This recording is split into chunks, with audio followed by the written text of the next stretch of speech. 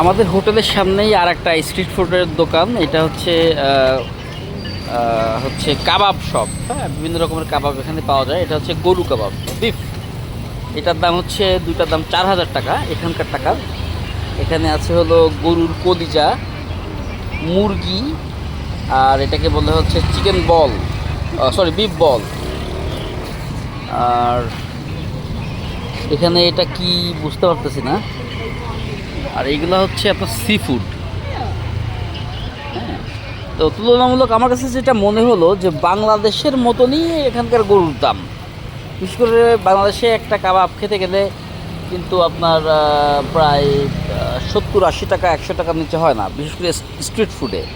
হ্যাঁ, তো সেক্ষেত্রে এখানেও কিন্তু প্রাইসটা ঠিক সেম, 2000, মানে হলো বাংলাদেশি টাকার 60 টাকার আশেপাশে এরকম। তো দেখা যাক টেস্টটা কেমন হয়।